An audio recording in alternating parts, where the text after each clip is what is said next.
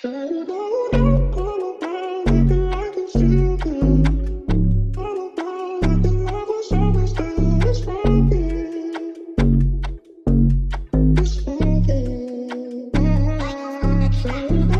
everybody? It's your boy Therese Balboa. Welcome to another episode of Two Villains, One Show podcast. As y'all can see, we have a new co-host, special guest. How you doing? Go ahead and introduce yourself. Hi, you guys. My name is Tay. Most of you know me as Marquise or Keys, but it's Marquise taught you. Follow me on that. What's up? Okay, so let's address it really quick. So obviously last week y'all saw Lusandara and Hayes. I had no idea they was doing an episode. That's crazy. Because the episode previous, I announced that I was detransitioning. Lou felt some type of way, so we did have like a friction in our friendship, and I wasn't comfortable getting on camera again. So I just told her that I'd rather just not do an episode. I was under the impression that we was taking a break from the podcast, but this bitch decided to just continue with a person that I introduced her to. But it's okay, because I changed that password and I got my show back. Screaming. You had to change the password. Yeah, I got it. And then it was Hayes? Personally, I watched the episode and I thought it was absolutely terrible. I thought it was boring and I hated it. Anywho, usually on the podcast we do start with mental health. Okay. So mentally, how are you doing right now? Mentally, I'm a little all over the place, but I'm really holding it together. You have to just keep pushing forward no matter what's going on in your life. You have to just keep doing it because there's people that look up to you. Okay. And also you have to look up to yourself. Like I literally pride myself in just, making sure that I'm well taken care of and these bills is paid. I got a new outfit coming in. Like I gotta have something coming. And it's like this money I'm just preparing for Mexico because I'm gonna be in Belize. You gonna Belize? Yeah. Oh, that's gonna be tea. I feel like that's the reason I'm a little stressed as well, especially because I just cashed out on a couple things. But not neither here nor there. But I feel like it's been a lot. It's been a journey. I'm here. Yeah. One thing I will say is I definitely recommend taking everything a step at a time. Yeah. Don't focus on things that you can't fix. Just focus on what you can.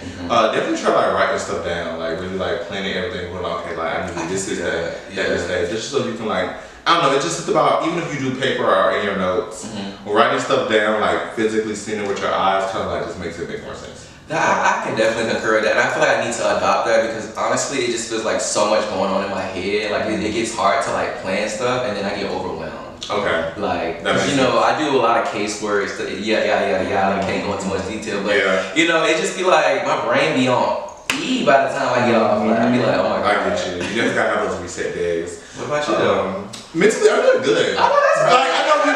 I know people are probably like, oh girl, you ever went through I remember when I first wanted to work after I posted the episode, all my coworkers was like, oh, give me a hug. I'm like, girl, I'm okay because if you know me, I'm a very logical person and I do things that make sense. Right. Also, my friends say I don't have a heart, so I just don't be emotional. I don't be emotional about shit. I'm very solution based. So once something happens, I'm just focused on the solution. So I'm good, y'all. I feel that. I really am. We'll talk about the whole transition thing a later time. But I do want to get to Valentine's Day. Yeah. So how was yours? Woo! So I did post my man. My man. It was definitely no face, no case. I feel like if you know him, you know that's him. But if you don't know him, then you don't know it's him. But if you don't know him, then you don't know. So I posted my man. And I did it. I did get a few messages people damn, that's crazy. No, what's crazy is you didn't spend time on your Valentine's Day, but you're surprised that I posted my nigga. Right. If I wasn't with you, baby, what would you think I wasn't gonna be with somebody else? Right. Well, how was your Valentine's Day? Oh, child. So my Valentine's Day was cool. My date was with my best friend. Okay. I've been single this year, you know what I'm saying? Okay, cute. We love being single. We actually had a very great date. We got tattoos, and she got a tattoo. I was just there for moral support. Okay. I met some different other tattoo artists, and we went to what do you call that on Riverside? Shabba's, or what is that called? It's a little hookah lounge. No. On Riverside? Yeah. Hookah lounge? Yeah, it was so cute. I forgot the name. Anyways, but it was cute. And then later on that night, things may have went bump in the night, but we're not gonna name no names. We're not gonna name no names. Yeah. But I mean, I had a great Valentine's. You know, I'm chilling. Cute. Okay, great. All right, so I do want to get into content creating in Jacksonville because I feel like the content creator realm in Jacksonville is definitely growing for sure. Like especially like before I moved to Atlanta, like I felt like I was pulling teeth like doing content creator stuff here, but like when I came back, it is definitely like it's trending. Yeah. So like as a creator girly yourself, like how do you feel about like how do you view content creation in Jacksonville? Like, do you think it's stagnant? Do you think it's growing? Do you think we are at the same level of different places like LA, Atlanta? Like, do you think we have that potential? Like, what's your viewpoint? So, my perspective, I feel like we are growing as a community in Jacksonville, and I feel like, it's only just like the bottom of the iceberg. We're not even at the tip of it. Like, we can do so much more, and I feel like as a community, if we just come together a little bit better, just kind of like set aside a lot of differences, leave aside everybody's like political views. I know that's kind of hard sometimes, but and not even just religious views, political views, the fact that you're gay, straight, anything of that nature, and we just come together and we just see each other as people, we can really do what we need to do to make Jacksonville bigger than Atlanta, bitch. Because Atlanta is really played out, in my opinion. I'm not gonna hold you. I lived in Atlanta for 3 years, and I will agree. Atlanta is. I wouldn't use the word played out, but like I'm not upset that I left. Like, it's like he said a valid point. I'm not really gonna say played out. I would say it's just overdone. It is a little bit overdone. Like, it is a little like branch out, spread out. Like go to different places. Like Jacksonville was originally supposed to be Hollywood. If you know your history for real. So we can make this work. Like, and there's plenty of people here. Everyone just be scared to come out. So if we make it a safe space, I really genuinely believe that Jacksonville is it. You just gotta. I feel like it definitely had a potential. I feel like the only issue is people don't understand its powers and numbers. Yeah. And I also saw a quote, and it said, I don't know the exact wording, but basically it was like, people would rather be the boss of nothing than be a team member of an empire. And I feel like that is the issue. I feel like everybody kind of want to do their own thing when it's like we're all doing the same shit. So if it was just to come together, it could be way bigger than what it's supposed to be. That is true. And I do feel like some girlies decide to work with certain people and it don't turn out good for them. And then they stick with it just because it's like you want to be I understand being loyal, but you also have to be logical. Again, how you said you're a logical thinker. Logically, if you see that it's not working and you continue to do it, what is that called? Oh my God, that is called insanity.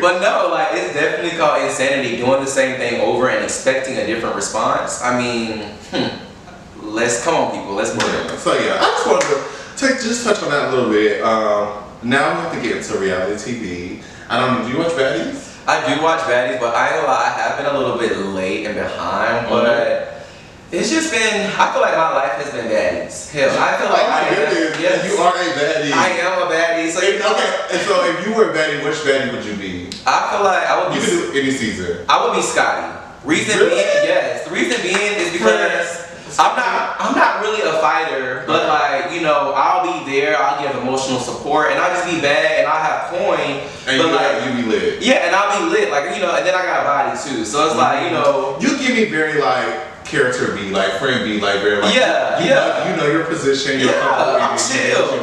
You don't have to be the main girl. You're I'm gonna get mine. Trust me. Bitch, I'm on camera already. Then it's I don't have to do too much. But and then also I ain't got time. I'll never fought for real. I don't got time for nobody pulling my hair. So they're gonna pull it. They're gonna pull your hair.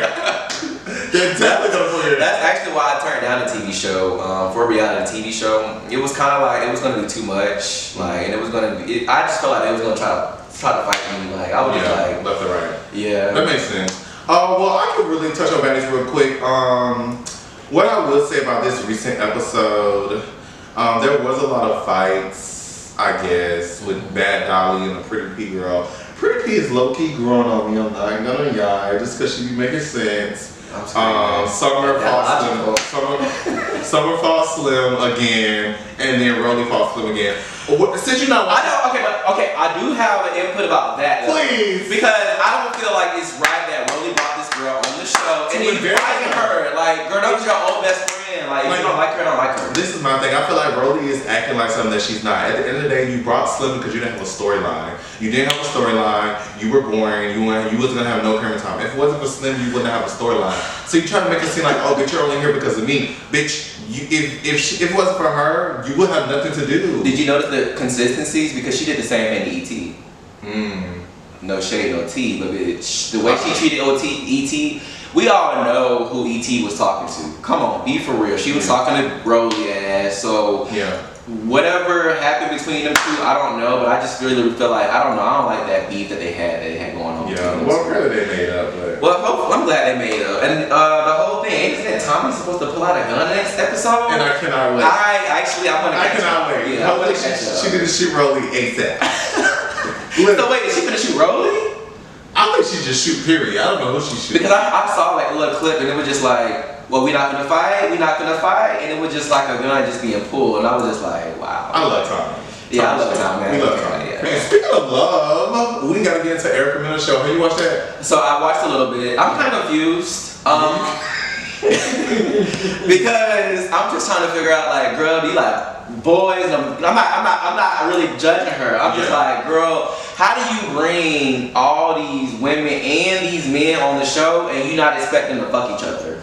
Like, be for real. Okay, this is my thing. I feel like if you're on a show to date one person, you should not be sleeping with people. That's what I was thinking. She was like, oh. But that's the same thing they was doing on Bobby, I Love You Purr. Child. Because half of them was porn stars, bitch. All you gotta go Remember that? All you gotta do is go on Twitter, but you see them in the same video. Who was that big mountain dude, the beard on Bobby, I Love You Purr? Bitch, I saw him getting down on Twitter. And he was so weird with it too. It was like he was smiling. He was like this.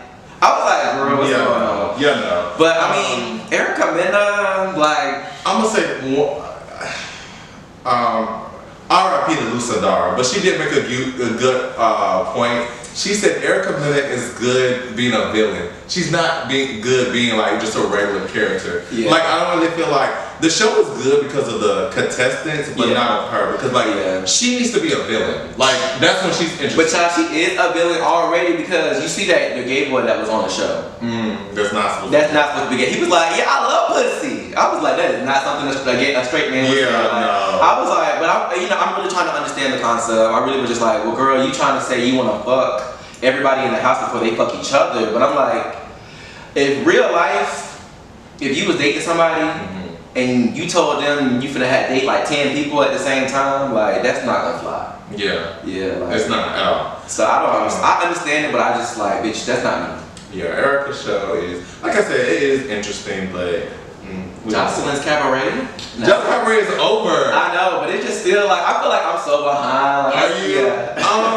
What I will say, we could touch on Jocelyn a little bit. I do feel like this season started off really good. It kind of died down, but then it ended really well. How do you feel about Wet Wet? Like, I feel like she's a fan favorite, right? I don't care for her. Did she get her teeth fixed? I heard she got her teeth fixed. I'm never a fan of bitches doing stupid shit to be famous. Don't send me stupid memes. I don't like that. I don't find that to be funny. Like, people like Wet Wet, people like Shamar. Like, I don't find any of that shit entertaining at all. I think you are getting made a mockery of, and you're not entertaining. You're literally fucking slow. Yeah, I did feel bad for Wet Wet for the longest, but I mean, Wet Wet be doing her thing, I guess, you know. Yeah. But hey. Speaking of feeling bad, we can jump into celeb topics real quick. Do you know what Soulja Boy and Marlon Wayans are beefing right now?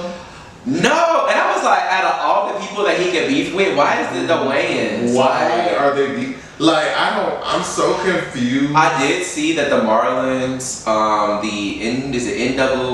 NCAA, they actually just wanted to welcome the Wayans into the Hall of Fame for them, but like, that's why Soulja Boy bad? I don't know. Like, that's why I was like, because that happened around the same time, but I just didn't really research it because it was, like I said, it was a lot. It was random. It was very random. I feel like it's fake beef. You think so? Yeah, like Soulja Boy, but you know, Soulja Boy just be doing a lot. But he on drugs real bad. He is the first rapper to ever do anything though, but still. Did he really be the first rapper to do I mean, but he was the first rapper to do a little, I feel like Soulja Boy is on drugs. He is. And he's schizophrenic. Did you see? Like. Did y'all see when he like his teeth? Like what happened? Came out? No, I can't say teeth came out, but his doctor posted a picture of his teeth. Like he had got them done again. I was like, bitch, didn't you already have them done? Like, but it was looking. It was in the shade room. Bitch, it was looking real crazy. Like he just give me. I mean, obviously, I feel like he still has money because you know. He's royalties and whatever deal he had, he made a really good deal because he hasn't had a hit since I was in school, and my 10-year graduation is next year. So clearly the royalties was cute. But yeah, I don't know what's going on with Soulja Boy. Soulja Boy needs he needs a little help, a little guidance. And so does Kodak Black. What's going on with Kodak? You didn't see that video of him on the ground? Oh my god. But hey, that's something y'all praise that type of behavior. Y'all luxurize that type of lifestyle. So now that he's a fucking crackhead, literally on the ground shaking. And but you know what? We have to pray for people, and you know, hopefully they find the willpower to overcome those obstacles. Because I feel like all those is just little devils on them. You know, I'm a little spiritual, and I'll get into it all the way. But like, you know, I just feel like they just need to fight back. Like, conquer that. Like, you are better. You're so much better than that. You are a boss. So like, just be better and do better. Like, be better and do better. Do better and be better. And I know you said we already hit Jocelyn Cabaret, but what they said the girl Andrea or somebody is on drugs now too, and I was just like, Andrea, who was the other girl that? First off, you on Zeus, you been on drugs. I'm screaming. Let's really clock that to you. I'm screaming. I'm just being honest. Who's gonna be on drugs now? Andrea and who was the Danny? They both on drugs? Yeah, I heard they both on drugs. Like real bad. Like real bad. Like they look strung out, and I was just like, dang. But I mean, don't fact check me, cause bitch, I don't know. But like, this is something I heard through the grapevine. But I'm like, I would have to check that out. Yeah, I would have to check that out. I would hate that for them because people didn't really like Andrea, and was she the voodoo girl? Mm-hmm. Yeah. But I liked them because I felt they were good TV. They was. Andrea kind of scared me at first because you know, just me and voodoo, bitch. I don't know. Like, I don't do the voodoo. Yeah, I don't do the voodoo. I be scared, bitch. Okay. It's not Christian, bitch. I be girl, what? Okay. But no shade, no tea, but bitch, y'all got it. You know. Y'all cool. Yeah, y'all cool. Y'all cool. Yeah, how was you cool? How was you cool, bitch? No, literally, bitch. So we're gonna get to the last topic. Did you listen to Party Next Door and Drake's album? I have listened to a couple of songs, but I haven't really got into deep depth with it because you know my Valentine's wasn't so romantic. Yeah, because it was it was with your best friend. Mm-hmm. Y'all all know I love me some Party Next Door. Party Next Door is one of my favorite artists of all time, and I do love me some Drake. And I was actually really excited for this album. Like when Drake announced that they was doing it out, he announced this way back, like I want to say like during the summertime last year. He was like, "Oh, when it get cold, me and Party got something for y'all." So I thought it was gonna come out during like winter, but they decided to do Valentine's Day. I'm gonna be honest, the album is not that good. It's not the best project either one of them has done. I can say that I didn't hear anything like major people talking about it, so I kind of assumed that. But like, I really wanted them to tap into like the old school Drake, old school. He needs to like Find Your Love, bitch. Like that was my song. That's what I really wanted to hear. They didn't really tap into that. But I know that Party Next Door made a comment. White people just be so amazed when they see black people. They just be so amazed too. Like they just be like, oh my god, black people. Black people. Anyways, Party Next Door made a comment. He said this album is for niggas that get bitches. So like I think it's like it's not really like a love album. It's not. Like they literally it's giving a player. They made it so you can fuck somebody else out of Jose. Oh, maybe I I need to watch it because then that was actually, let me stop. That fit my demeanor a little bit for Valentine's. I know, but still, like, I don't know. Drake was rapping too fucking much. Drake was rapping too much. Yeah, Drake. Is he not a rapper? Right? He a rapper. He a rapper, but if you gonna do an album with partner next door, why are you rapping the whole time? I need you to sing. Yeah, and then he took lead on each song. Like, no. Give Party some time. Let Party take lead, baby. Like, I mean, don't get me wrong. I did keep a good amount of songs from the album, but I do feel like they could have did better.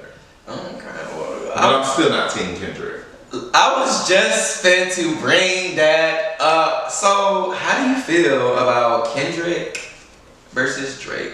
Right I'm Team Drake. I've always been Team Drake. This is the thing about me. I feel like music is very opinion based, and I honestly feel like a lot of people that comment on music, y'all not really into music. And I feel like people that are really into music listen to all types of music, and they understand music. They don't have when you ask them what's their favorite artist, they can't tell you. They can, and if they do tell you, it's people that all fit in the same realm. Like I literally had this conversation. I had this conversation with this boy on Sunday, and he was like, "Yeah, I like Kendrick way better than Drake." I was like, "Well, name your favorite artist," and everyone that he named was like the same type of artist. Like I was like, it was like Kendrick, Tyler the Creator, Erykah Badu, Lauryn Hill. It all was that poem woke black empowerment type of realm, which is okay. But you can't say you know music when all your favorite music sounds the exact same. Like these are J. Cole and all them are different artists, but they fit in that SZA, they fit in that same box, if that makes sense. I feel like so who do you feel like Drake fits into? Like, what's some similar artists to Drake? I feel like Drake is so versatile, and like he is a bit of a cultural vulture. But like he's very versatile. Like he's able to. He can make a song with anybody, and it makes sense. You know what I'm saying? So for me, when it comes to music, I love like rhythms. I love melodies. I love how the song makes you feel. You know what I'm saying? I don't want to have to think too much when I listen to your music. I'm sorry. Yeah. I mean, but Kendrick songs always haven't been like that. Cause I ain't gonna lie, I'm Team Ken. Okay. You know, we gotta have some opposing factors. You know what I'm saying? But Kendrick, like, it was this one song that it's not even on Apple Music anymore, and I'm trying to figure out why they made me feel some type of way. It's only on like SoundCloud, YouTube. It's called The Spiteful Chant.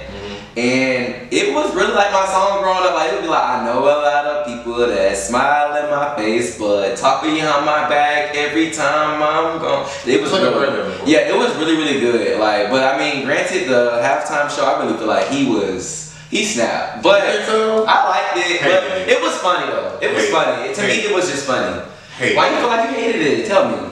Okay, I don't feel like he performed the right songs. I feel like he has songs that are way better. I don't know if he cursed too much in the songs so he can't play them, but I feel like he had way better songs. I understand the message, and I think me being a political patty that I am, I do appreciate him for trying to put that on such a major platform. Because you know it got more views than Michael Jackson when he performed. Yeah, I think somebody said that was the most views Super Bowl ever. Like 133.5, and I think Michael Jackson was at 133.5. Which I do feel like is a bit of a lie. But whatever.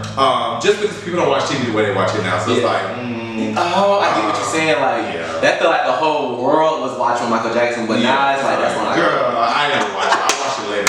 But, I just felt like he didn't perform the right songs. I feel like he had better songs, and I just was bored. I just was bored. I mean, I can understand that. But I do get why Kendrick is Kendrick. Like, even though I don't like Kendrick's music, I can understand why he's at the level he's at. Like, it makes sense. Yeah. I feel like other people that don't like Drake, like you have to get Drake his flowers. Like, because I mean, I personally, I still love Drake. Yeah. Like, I really, when it comes down to the whole. Like I don't like somebody, or if I like somebody, I like both of them. Yeah. Their beef is their beef. I'm not one of them people, bitch, y'all have a problem. I don't know. Bitch, if y'all have a problem, bitch, I don't have a problem. Bitch, hey, how you doing, friend? How you doing? Like, bitch, that's me. But I like Drake, because I mean, at the same time, I like both of them, and I really don't understand what's the beef, like, fully. But granted, that's just me. That's just me. Like, I really just don't understand. Like, what is the... I watched the video. I'm gonna send you the link, and it's somebody that literally walks through their whole beef from the beginning. Like, he talked about when they was cool, and he goes, and this shit is go back for like 2011, 2012. What? Like, just give me some examples of like what happened. Basically, like they used to be cool. Kendrick made a song where he dissed like multiple rappers. Drake felt some type of way. They kept throwing jabs. They didn't really address it. And then it just Drake kind of like apologized. Kendrick kind of took it back, but still was throwing jabs. And it just kind of went from there. Yeah, and I ain't gonna lie, if you get on Kendrick bad side, baby, I saw one video. It was just. I mean, Kendrick is he knows how to his punchlines and everything, like his bars be hitting. Yeah, like, I don't be listening. I feel like Drake is a lover boy. Like Drake not meant to like Yeah, because those songs that he was like, bitch, somebody wrote it. You feel like somebody wrote Drake's song? Yeah, bro, he got exposed. Oh, For that, it was like a few songs that were hits. They released the demos and it was like a whole other person's voice rapping like bar from bar. I can see that, but Drake, Drake, like girl, yeah, because I mean, right, that's the grassy. You can't. Climb it. Alright, guys, thank you so much for tuning in to another episode of Two Villains, One Show Podcast. I am Therese Balboa. I am Dante Marquise. And we will see y'all in the next episode. Peace out. Hey, good job. Thank you.